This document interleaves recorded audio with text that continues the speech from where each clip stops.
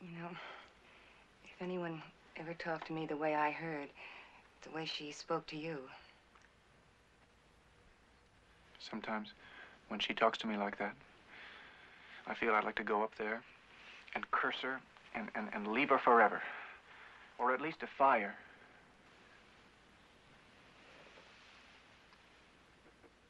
But I know I can't.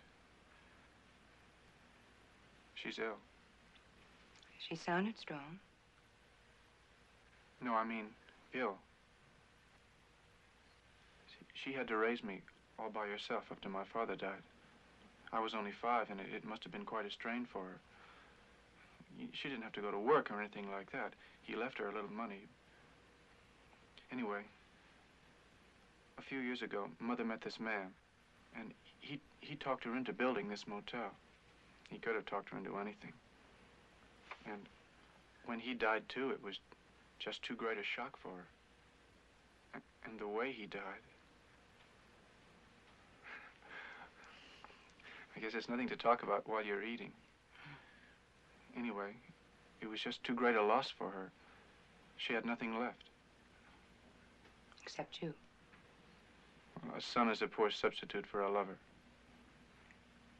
Why don't you go away?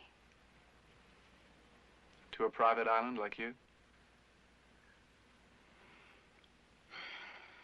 No. Not like me. I couldn't do that.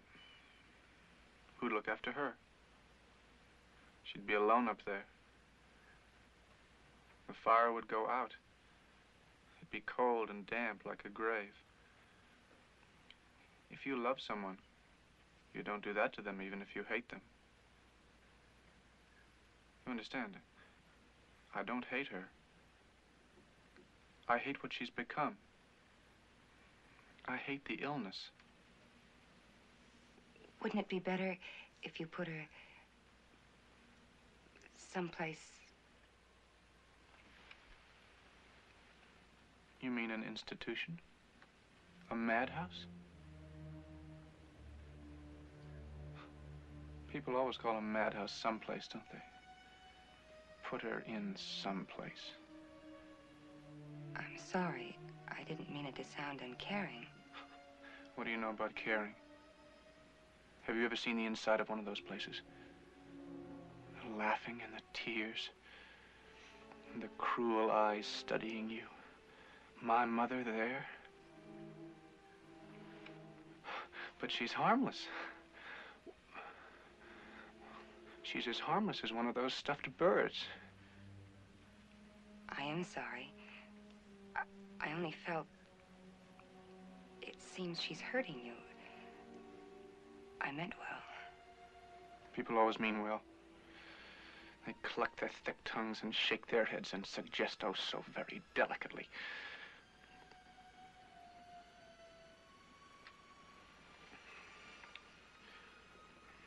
Of course, I've suggested it myself. But I hate to even think about it. She needs me. It's not as if she were a maniac, a raving thing. She just goes a little mad sometimes. We all go a little mad sometimes. Haven't you? Yes. Sometimes just one time can be enough. Thank you. Thank you, Norman. Norman. Oh, you're not going back to your room already? I'm very tired. And I'll have a long drive tomorrow, all the way back to Phoenix. Really? I stepped into a private trap back there, and I'd like to go back and try to pull myself out of it. Before it's too late for me, too. Are you sure you wouldn't like to stay just a little while longer? Just for talk? I'd like to, but... All right. Well, I'll see you in the morning.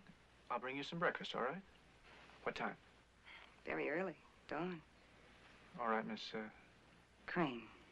Crane, that's it.